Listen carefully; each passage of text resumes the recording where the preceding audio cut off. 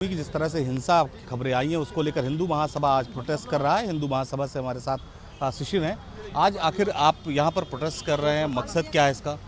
आज हमारा मकसद ये है, जिस प्रकार से राज्य सरकारों के द्वारा लोकसभा चुनाव को देखते हुए जिस प्रकार से राज्य सरकारों द्वारा प्रायोजित हिंसा फैलाई जा रही है, सनातन धर्मी जो निहत्ते हैं उनके ऊपर हमले किए जा रहे हैं, जुम्मे के दिन जिस प्रकार से हमले होते हैं, तो इन सब बातों को देखते हुए देश में अमंगल ना हो, मंगल ही बना रहे, इसको लेकर के आज हम आए हैं।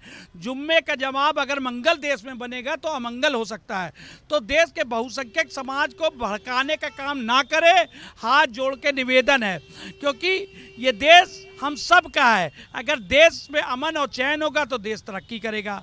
आदरणीय प्रधानमंत्री जी को हमने एक ज्ञापन बनाया है, उनको भेजेंगे अभी अधिकारियों के माध्यम से, और इसमें हमने 3 मांगे की हैं कि जहां बंगाल और बिहार में जिस प्रकार से हिंदुओं के खिलाफ हिंसा भड़की, तो इसकी जांच सीबीआई से कराई जाए।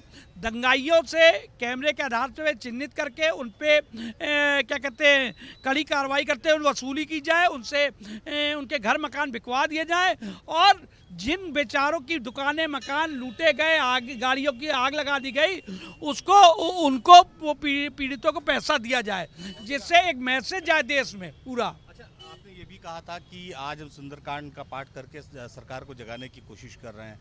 अगर नहीं सरकार जागी और वसूली नहीं हुई तो आने वाले समय में जो है जुमे की नमाज भी होगी, इसके साथ अलविदा की नमाज होगी, उसको लेकर आप विरोध करेंगे?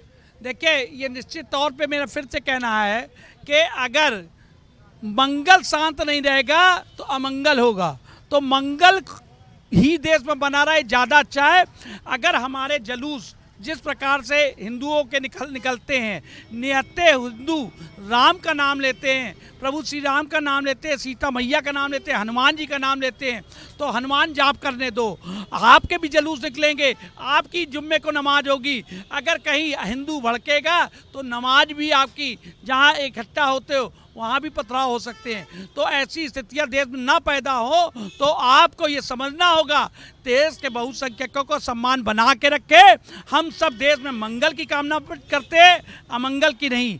मंगल जवाब ना बने जुम्मे का, इसलिए शांतिपूर्वक तरीके से अपना त्यौहार आप मनाएं, हमको अपने राम का नाम लेने दें, प्रभु श्री राम का, भगवान विष्णु का, सभी का नाम, माता दुर्गा का नाम लेने दें। हमें आज इकट्ठे हुए हैं, इनका ये कहना है कि आज सुंदरकांड करके का पाठ करके ये जो है देश की सरकार को जगाने की कोशिश करेंगे और सीबीआई जांच की मांग कर रहे हैं। ऊपर कुछ जगहों के ऊपर हुआ, ये इंतहाई अफसोसनाक वाक़यात हुए हैं।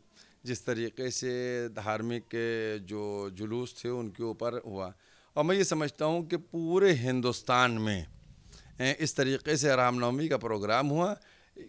2-3 जगहों के ऊपर ऐसे जो वाक़यात हुए, मैं समझता हूँ कि इन जगहों पर अगर गहराई से तहक़ीक़ की जाए, इंक्वायरी की जाए, तो इसमें कुछ शरारती तत्व हैं जो अपने ज़ाती मफाद के लिए आपस में लड़ाना चाह रहे हैं और जज्बात को भड़काना चाह रहे हैं।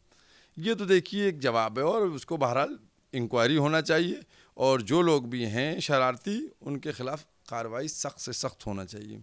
जहाँ तक ये कि हम नमाज नहीं होने देंगे और इस तरीके की बातें, तो ये बात बिल्कुल क्लियर समझ लेना चाहिए हर एक को कि हिंदुस्तान जो है ये संविधान है यहाँ, और यहाँ हर काम जो है कानून और संविधान के तहत होता है। किसी की इजारादारी नहीं चलती है कि कोई अगर खड़ा होकर कह दे हम ये नहीं होने देंगे, वो नहीं होने देंगे।